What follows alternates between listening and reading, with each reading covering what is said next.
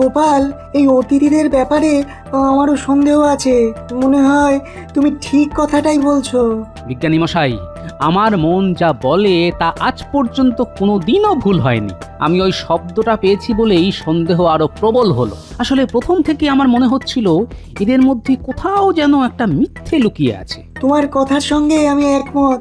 আচ্ছা, ওই ঠং শব্দটা আসলে কিসের হতে পারে বলে তোমার মনে হয়? থালা বাটির আওয়াজ আমি জানি, গিন্নির দৌলতে। কম থালা বাটি তো আমার মাথা লক্ষ্য করে ছোড়েননি, তাই এই শব্দটা আমি চিনি। এটা অন্য কিছুর শব্দ। সেটা কি হতে পারে বলে তোমার মনে হয়? আমার মনে হয় অস্ত্র। রাজসভায় থাকি বলেই অস্ত্রের আওয়াজটাও আমার খুব চেনা।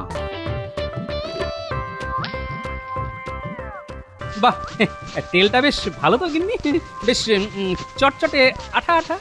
কি দিয়ে বানালে গো গিন্নি? একি তুমি তেল ছেড়ে আঠা মাথায় মাখছো কেন? এর মাথাটা যে একেবারে গেছে গো। এই আঠা এখন কি করে তুলি? চুলগুলো তো দলা পাকিয়ে গেছে।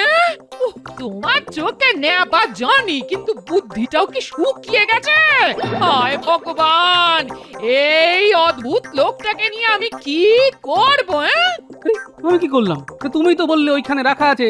আমি দেখলাম হ্যাঁ ঠিক কথাই বলেছো, ওইখানেই রাখা আছে দুটো শিশি। আমি একটা শিশি খুলে মাথায় মাখলাম। এখন তুমি বলছো ওটা তেল নয়, ওটা আঠা। কিন্তু আমার কি দোষ? মাথায় মাখার সময় বুঝলে না ওটা তেল নয় আঠা? এখন দোষ দিচ্ছ আমায়?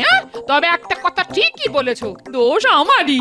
নইলে এমন একটা বোকা লোকের গলায় মালা দিলাম কেন? এবার দেখবে আমার মাথা থেকে যে যে বুদ্ধিগুলি ঝুলেছিল সেগুলোকে কিভাবে আঠা দিয়ে জোড়া লাগিয়ে দিয়েছি। আর আমাকে বোকা বলতে পারবে না। এখন থেকে এমন চালাকি করব যে তুমিও ধরতে পারবে না। আমি চললাম চান করতে।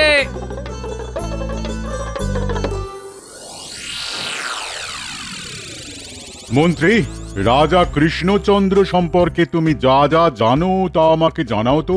মহারাজের অজানা কিছুই নেই, তবু মহারাজ যখন জানতে চাইছেন তখন বলি। শুনেছি তিনি খুব দয়ালু, তার প্রচুর ধনরত্ন আছে। হ্যাঁ, ব্যাস ব্যাস ব্যাস, আর কিছু জানতে চাই না। তার যে প্রচুর ধনরত্ন আছে তা কি তুমি নিশ্চিত করে জানো? একেবারে নিশ্চিত করে জানি। যে কোনো কারণেই হোক তার হাতে প্রভূত ধন রত্নাদি গচ্ছিত আছে। তার কত পরিমাপ তা তিনি নিজেই জানেন না। মন্ত্রী, তুমি তো জানো রাজকোষের অবস্থা মোটেই ভালো নয়, প্রায় শূন্য হয়ে গেছে। এই অবস্থায় অন্য কোনো উপায়ে রাজকোষে ধনরত্ন আমায় বাড়াতে হবে। অনেক দিন ধরেই আমার ইচ্ছে কৃষ্ণনগরে সিংহাসন দখল করি, কিন্তু তা আর হয়ে উঠছে না। রাজ্য অধিকারের ঝক্কি কি কম? তার চাইতে চেষ্টা করে দেখি রাজার ধনরত্ন কিভাবে দখল করা যায়। হ্যাঁ, এটা তুমি ঠিক কথাই বলেছ। ধনরত্নগুলো হাতিয়ে নিলেই তো ব্যাস ল্যাটা চুকে গেল। হ্যাঁ, কিন্তু তা সেটা কি করে সম্ভব? তার উপায় তুমি বার করো তো দেখি। একটা উপায় মাথায় আসছে মহারাজ। মানে আমরা যদি চারজন ভিক্ষুকের ছদ্মবেশে সশস্ত্র হয়ে রাজা কৃষ্ণচন্দ্রের কাছে আশ্রয় চাই, আমি নিশ্চিত তিনি ফিরিয়ে দেবেন না। একবার আশ্রয় পেলেই আমাদের অর্ধেক কাজ শেষ হয়ে যাবে। হ্যাঁ, আমরা রাজার অতিথিশালায় থাকবো, তারপর আমাদের লুকোনো অস্ত্র বার করে একদিন পুরো রাজসভাটাকে বন্দি করে ফেলবো। তারপর রাজাকে বাধ্য করব রত্ন ঘরের রাস্তা বলে দিতে। রাজা বাধ্য হবেন, ব্যাস আমরা তার সম্পদ লুট করে দেশে ফিরে আসবো। কেউ জানতেও পারবে না, বুঝতেও পারবে না। মহারাজ, রাজ্য জয় করার চাইতে অনেক সহজ সম্পদ কেড়ে নেওয়া। হ্যাঁ।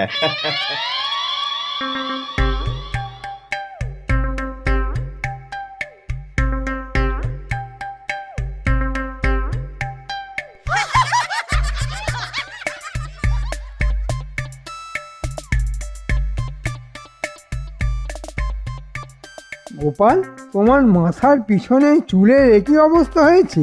কাক কি ডিম পেয়েছে নাকি? ডিমগুলি ঢেকে রাখার জন্য চুলে কি লাগিয়েছো? অশ্বডিমের তেল? না, আসলে গিন্নি রোজই বলে আমার মাথা থেকে বুদ্ধিগুলি বেরিয়ে নাকি চুলের পাশে ঝুলছে, তাই একটু আঠা দিয়ে আটকে রেখেছি মন্ত্রী মশাই। চমৎকার বুদ্ধি বার করেছো তো। তা যে বুদ্ধি দিয়ে তুমি আঠা দিয়ে মাথায় বুদ্ধি লাগিয়ে রাখো, সেই বুদ্ধিটা তখন কোথায় ছিল? সেই বুদ্ধিগুলি আমি হাতেই রাখি, তাও আঠা দিয়ে আটকে। দেখুন দেখুন আমার হাতটা কেমন চটচট করছে। গোপালের এই বুদ্ধি আঠা দিয়ে আটকে দেওয়াটা দেখে কি এটাই প্রমাণিত হলো যে গোপালের এককালে বুদ্ধি ছিল? মন্ত্রী, বুদ্ধিমানদের বুদ্ধি আঠা দিয়ে আটকে রাখতে হয় না, ঠিক সময় মতো তা প্রকাশিত হয়। মহারাজ, যার ল্যাজ আছে সে কিছুতেই ল্যাজ লুকোতে পারবে না, আর যার ল্যাজ নেই সে আমরণ চেষ্টা করেও তার ল্যাজ বার করতে পারবে না মহারাজ। মহারাজ, গোপালের অর্ধেক কথার মানে আমি বুঝতে পারি না। আপনি আমায় বলুন না, এইমাত্র গোপাল যা বলল তাতে কি আমাকে অপমান করা হলো? না রে বাবা না, গোপাল সব সময় তোমাকে অপমান করে না, মাঝে মাঝে করে। না, ল্যাজ নিয়ে কি একটা কথা বলছিল, সেটা কার ল্যাজ মহারাজ? নিজের ল্যাজ নিজেই চিনে নিন মন্ত্রী মশাই। মহারাজ, আপনাকে রানীমাও চিনতে পারবেন না। মনে হচ্ছে কতদিন খেতে পাননি। জীবনের উপর দিয়ে কত ঝড় বয়ে গেছে। আপনি যে একজন মহারাজ তা কেউ বলবেই না। হ্যাঁ, এই কথাটাই তুমি অন্য সময় বললে তোমার গর্দান আমি এক্ষুনি নিয়ে নিতাম, কিন্তু আমি সহ্য করে গেলাম, কারণ এই বেশেই আমাদের কিছুদিন থাকতে হবে। আমিও মহারাজ সেই সুযোগে আপনাকে দুটো কথা শুনিয়ে দিলাম। আসলে আমি আপনার ছদ্মবেশের প্রশংসাই করলাম, সেটা তো মেনে নেবেন। হ্যাঁ, তোমার যে এত বুদ্ধি তা তো আগে জানতাম না। ঘুরিয়ে পেঁচিয়ে কথা বলা তোমার স্বভাব নয়, পারো না, তবে তোমার সাহস আছে। রাজাকে মুখের ওপর কথা বলা আপনাকে ভিখিরি মনে হচ্ছে, সত্যি সাহসের কাজ বটে। চিন্তা করো না, সফল হয়ে ফিরে আসলে তোমার মাসোহারাটা আমি বাড়িয়ে দেব। মহারাজকে ভিখারির মতো লাগছে বললে যদি আমার মাসোহারাটা বেড়ে যায়, তবে প্রত্যেক দিন আমি এই কথাটা আপনাকে বলতে পারি, যদি আপনি অনুমতি দেন। আমি তোমায় অনুমতি দিলাম, তবে সবার সামনে নয়, কেউ শুনে ফেললে খুব লজ্জা পেয়ে যাব। আগে এখন কাজটা করে ফেলি, বুঝলে? আর সময় নেই। আর হ্যাঁ, তোমাকেও খুব ভালো মানিয়েছে, মনে হচ্ছে একেবারে শ্মশান থেকে উঠে এসেছো। আপনি মহানুভব মহারাজ। কথায় কথায় আমাদের অস্ত্রশস্ত্র নিতে যেন ভুল না হয়। ঝোলার মধ্যে ওগুলো ভরে নিয়েছো তো? সে আর বলতে মহারাজ, ওগুলোর ব্যবস্থা আগেই করে নিয়েছি, চিন্তা করবেন না। অস্ত্রগুলি সব আমার হেফাজতে রেখেছি, ও নিয়ে আপনাকে চিন্তা করতে হবে না। হ্যাঁ, আমরা একা যাচ্ছি নাকি? হ্যাঁ, সেটা তো খুবই ভয়ের কাজ হবে। সঙ্গে কারা যাবে? সেরা দুজন অস্ত্রধারী ছদ্মবেশে, ওদের কাছে অস্ত্র থাকবে। যাক, নিশ্চিন্ত হওয়া গেল। চলো এখন রওনা হই। যথা আজ্ঞা মহারাজ।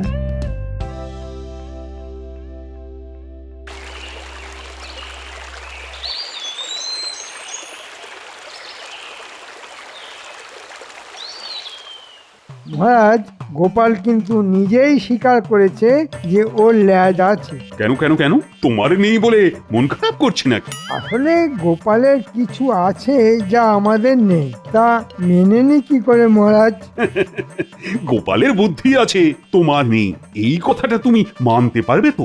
একদম মানবেন না মন্ত্রী মশাই, বুদ্ধিতে আমি আপনার নখের যোগ্যও নই। তবে তবে কিনা বুদ্ধি দু প্রকার, একটা সুবুদ্ধি আর একটা কুবুদ্ধি। তা আপনার মাথায় কি আছে সেটা তো আমি জানি না। মহারাজ, আপনার সামনেই গোপাল বলেছে যে আমার মাথায় কি বুদ্ধি আছে সে ওটা জানে না। কু না সু, কোনটার অধিকারী আমি সেটাও ও জানে না। একজন মন্ত্রীর মাথায় সবটাই যে সুবুদ্ধি থাকবে সেটারও কোনো মানে নেই। সুতরাং তোমার বুদ্ধিতে কিছুটা কুবুদ্ধি যে আছে সে ব্যাপারে কোনো সন্দেহ আমারও নেই। মহারাজ, গোপালের মাথায় তাহলে কোন ধরনের বুদ্ধি আছে বলে আপনার মনে হয়? গোপাল মন্ত্রীর কথার কোনো জবাব দেবে কি না দেবে না? মহারাজ, আমার মাথার বুদ্ধিগুলি এই কিছুক্ষণ আগে আঠা দিয়ে জোড়া লাগিয়েছি, এখনো ভালো করে আঠা জোড়েনি। এক্ষুনি কি করে বলি মহারাজ?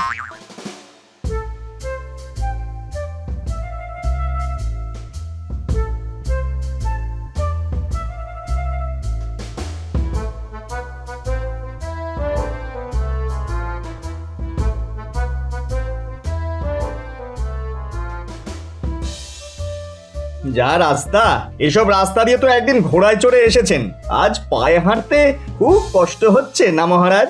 বাঘ সিংহ তো এই জঙ্গলে মাঝে মধ্যেই রাস্তায় বেরিয়ে আসে, তাই জিজ্ঞাসা করছিলাম। আপনি ভয় পাচ্ছেন না তো? তোমার সাহস কিন্তু দিন দিন বেড়েই যাচ্ছে।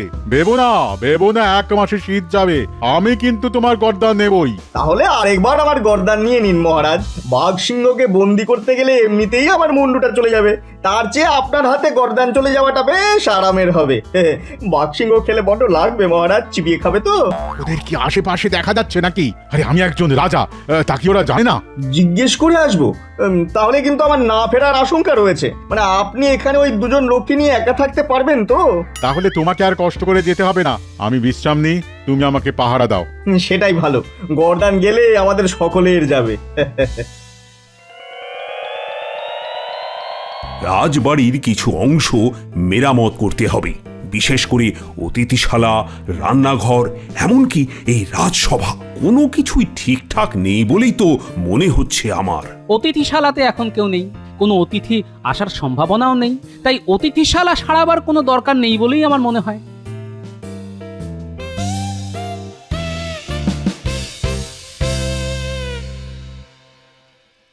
কি এরা কারা মন্ত্রী? তোমরা কারা, কোথা থেকে এসেছো, এখানে আসার কারণটাই বা কি? মহারাজ, আমরা সেই দূর দেশ থেকে এসেছি আপনার করুণার প্রত্যাশায়। আমার করুণার প্রত্যাশায়?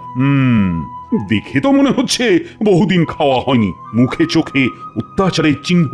তা তোমরা আমার রাজসভায় কেন এসেছো?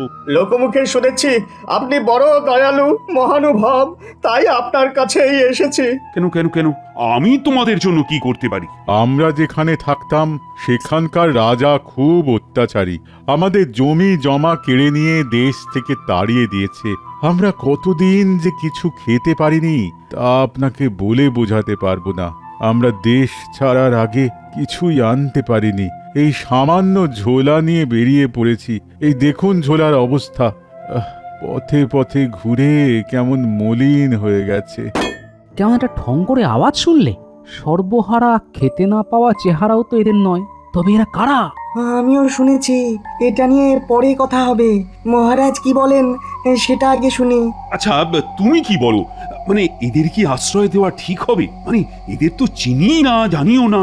না মহারাজ, আমার জানি কেমন কেমন লাগছে। মনে হয় ওদের আশ্রয় দেওয়া খুব একটা বুদ্ধিমানের কাজ হবে না।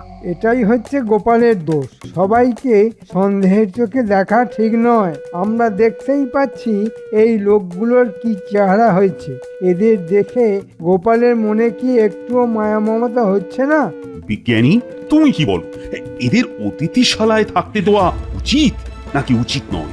অচেনা অজানা কাউকে এই রাজবাড়ির অতিথিশালায় আশ্রয় দিলে এই রাজার নিরাপত্তা বিঘ্নিত হতে পারে। ওই আর একজন এখানে জুটেছে। বিজ্ঞানী মশাই, এটা রাজসভা না গোপালের বাড়ির উঠোন যে সব গোপালের কথায় তোমায় সায় দিতে হবে? ঠিক আছে ঠিক আছে, এ নিয়ে তর্ক করে লাভ নেই। তবে আমি এই রাজ্যের রাজা, দরিদ্রের জন্য কিছু করা আমার কর্তব্যের মধ্যেই পড়ে। এক্ষেত্রে আমি এদের অতিথিশালায় থাকার ব্যবস্থা করছি। যতদিন না এদের কোনো কাজে লাগাতে পারি ততদিন ওরা এখানেই থাকবে। মহারাজ মহানুভব, আপনার কাছে আমাদের ঋণ শোধ করার কোনো রাস্তা থাকলে তা নিশ্চয়ই করব। দরিদ্রের সেবাই তো রাজার ধর্ম হওয়া উচিত। ঠিক আছে, ওরা রাজবাড়ির অতিথিশালাতেই থাকবে, নজর রাখার কাজে সুবিধে হবে।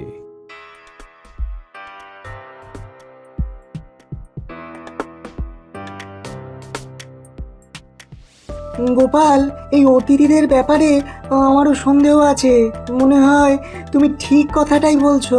বিজ্ঞানী মশাই, আমার মন যা বলে তা আজ পর্যন্ত কোনোদিনও ভুল হয়নি। আমি ওই শব্দটা পেয়েছি বলেই সন্দেহ আরো প্রবল হলো। আসলে প্রথম থেকে আমার মনে হচ্ছিল এদের মধ্যে কোথাও যেন একটা মিথ্যে লুকিয়ে আছে। তোমার কথার সঙ্গে আমি একমত।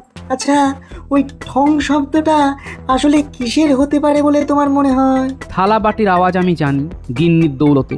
কম থালা বাটি তো আমার মাথা লক্ষ্য করে ছোড়েননি, তাই এই শব্দটা আমি চিনি।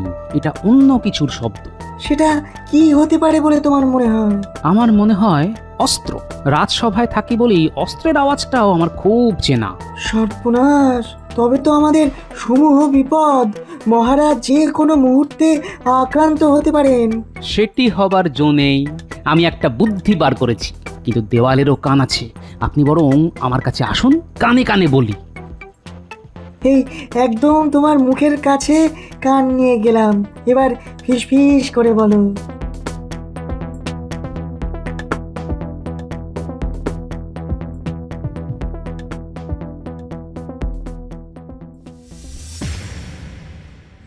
এত বোকা একটা রাজা আমি তো কখনো দেখিনি। আমাদের এক কথায় একেবারে অতিথিশালায় স্থান দিয়ে দিল। মহারাজ, উনি বোকা না হলে আমরা চালাক হতে পারতাম, হ্যাঁ? এটা ঠিক কথা বলেছ মন্ত্রী, কিন্তু আমাকে কি দেখেছো এরকম অচেনা কাউকে এভাবে আশ্রয় দিতে? না মহারাজ, আপনি চেনা লোককেই আশ্রয় দেন না, তা অচেনা কাউকে কিভাবে রাখবেন? তাহলে তুমিই বলো, কে বেশি বুদ্ধিমান, আমি না কৃষ্ণচন্দ্র? এ আপনি কার সঙ্গে তুলনা করছেন? সূর্যের সঙ্গে লম্ফের, হ্যাঁ? এটা একেবারে ঠিক কথা বলেছ। আমি সূর্য আর কৃষ্ণচন্দ্র হলো তেলের লম্ফ। যাক যাক, তোমার গর্দান নেওয়াটা তাহলে আপাতত স্থগিত রাখা হলো।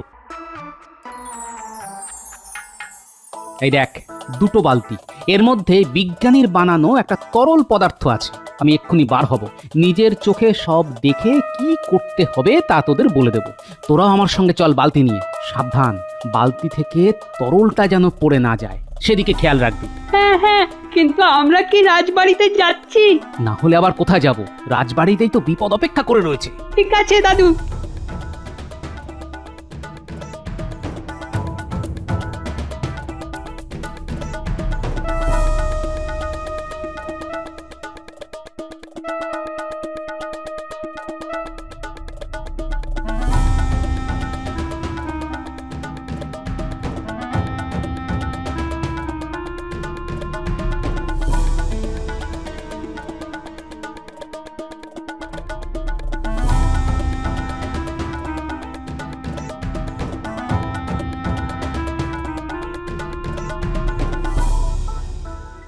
মহারাজ, এটাই সময়।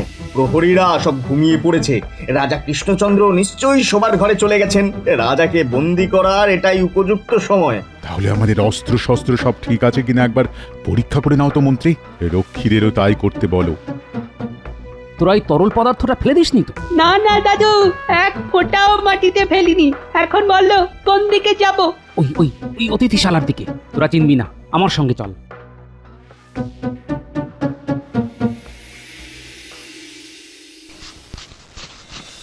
আরে মন্ত্রী, এত দেরি করছো কেন? তুমি সব কাজই বড্ড ধীরে ধীরে করো। উফ, অস্ত্র পরীক্ষা করতে এতক্ষণ লাগে? তোমার জায়গায় সেনাপতিকে আনলে ভালো হতো। তাহলে ঠিকই আন্দাজ করেছিলাম।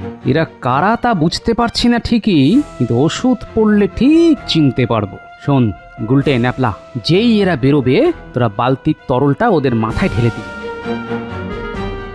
আরে তোমার অস্ত্র পরীক্ষা হলো, এবার চলো রাজাকে বন্দি করে ফেলি। হ্যাঁ, আমার পরীক্ষা হয়ে গেছে।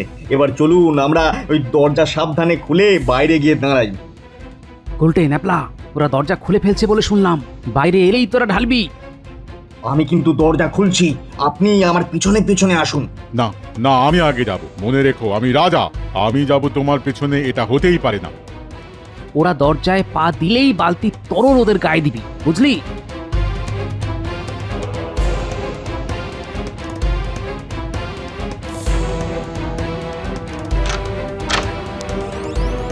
এই আমি দরজার বাইরে পা রাখলাম, তুমি আমার ঠিক পেছনে দাঁড়াও। উল্টে, এবার ঢেলে দে। এ কি আমার মাথায় কে যেন কিছু ঢাললো? আরে আমি তো মাটি থেকে পাই তুলতে পারছি না। কি হলো মন্ত্রী? আরে আরে, আমারও তো সেই একই অবস্থা। কি ভুতুরে অবস্থা রে! নড়তে চড়তে পারছি না তো। এখন কি করব? আমার ইচ্ছে করছে এখানেই তোমার গর্দান দিই, কিন্তু হাতটাই তো তুলতে পারছি না। কি করে তোমার মুন্ডু ছেদ করব? তোমার বুদ্ধিটা নেওয়াই আমার ভুল হয়েছে দেখছি। ন্যাপলা, গুলটে, এক্ষুনি মহারাজকে খবর দিতে হবে। চল দৌড় লাগাই। তাই করি, চলো। তুমি একটা গর্ধপ, মরকট, বলদ, মোষ। আমি তোমাকে মন্ত্রী পদ থেকে বরখাস্ত করলাম। মহারাজ, মহারাজ, মহারাজ, তাড়াতাড়ি বাইরে আসুন। বামাল সমেত ডাকাত ধরেছে। কি ব্যাপার গোপাল, এত রাতে? যাদেরকে আপনি ভিখারি ভেবে আশ্রয় দিয়েছিলেন তারা ধরা পড়েছে। দেখবেন, চলুন। উল্লুক, বেল্লিক, ইঁদুর, বেড়াল, শেয়াল, ভেড়া গোপাল, এরা কারা? ওরা কি চাইছে? আপনাকে বন্দি করে রাজকোষ শূন্য করে নিয়ে যেত। কিন্তু আমি তো ওদের চিনতেই পারছি না। সে ব্যবস্থা করছি, আগে সবাইকে ডাকুন আর 2 বালতি জল আনতে বলুন। এই, কে কোথায় আছিস? পাহারা দেবার নাম করে নাক ডাকিয়ে ঘুমোচ্ছিস? 2 বালতি জল নিয়ে আয় তাড়াতাড়ি। মহারাজ, মহারাজ আমাকে দেখলেই আপনি চিনতে পারবেন। এই পোড়ার মুখ আর দেখাতে চাই না। এই মন্ত্রীর পরামর্শেই একজন রাজা হয়ে আপনার ধন লুট করতে এসেছিলাম ভিখারির ছদ্মবেশে। আমাকে ক্ষমা করে দিন। মহারাজ, চিনতে পারছেন? দেখুন কাদের আপনি আশ্রয় দিয়েছিলেন। কি, আপনি তো খাম্বাজ রাজ আর সঙ্গে খাম্বাজ মন্ত্রী। আপনারা নিজে এসেছেন আমাকে বন্দি করে আমার ধনরত্ন লুট করতে। এবারের মতো আমাদের ক্ষমা করে দিন। আমার মন্ত্রীকে আমি বরখাস্ত করে দিয়েছি, এবার আমাকে যেতে দিন। যাবেন তো বটেই, তবে নিজের রাজ্যে নয়, কারাগারে। আয়, এই 2 দুষ্কৃতীকে কারাগারে নিয়ে যা, বিচার হবে পরে। আর গোপাল, তোমাকে আর কত ধন্যবাদ দেব। আর পুরস্কার, কাল আমার রত্ন ভাণ্ডার থেকে যত খুশি রত্ন নিয়ে যাও। আমি রত্ন নিয়ে কি করব মহারাজ? আপনি বরং বিজ্ঞানী মশাইকে মাসোহারাটা বাড়িয়ে দেবেন। বিজ্ঞানী না থাকলে এই কাজটা করা সহজ হতো না মহারাজ। আর আমার খুদে বাহিনীকে খেলনা কিনে দেবেন, সেটাই আমাকে দেওয়া হবে। গাধা, চড়ুই, তোমাকে আজ মেরেই ফেলবো। একটা যদি খাড়া পেতাম, এখানেই তোমাকে বলি দিয়ে দিতাম। ওরে বাবা, আপনি আমাকে পেটাচ্ছেন ঠিক আছে ওরে বাবা, কিন্তু মনে রাখবেন গর্দান শুধু আমার একার যাবে না, আপনারও যাবে। কিন্তু এটা লাগছে তো, ও মরা ছেড়ে দিন না। ওরে বাবা, লাগছে। ওরে বাবা রে। আগে তোর মুন্ডুচ্ছেদ করবো, তারপর মহারাজ আমার গর্দান নেবে, বুঝেছিস? হ্যাঁ, আয় আয় আয়, আমি তোকে বলি দেবো, আয়।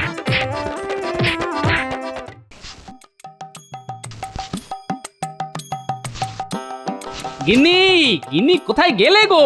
তোমার সংসারের ঘানি টানছি। হ্যাঁ, কি তোমার মাথার চুলগুলো আগের মতো হলো কিভাবে? হ্যাঁ, আরে বিজ্ঞানীর খাড় মেখে আমার বুদ্ধিগুলি সব মাথার মধ্যে ঢুকে গেছে। এখন আর আঠা লাগাতে হবে না। তোমার আঠা তোমার কাছেই থাকুক।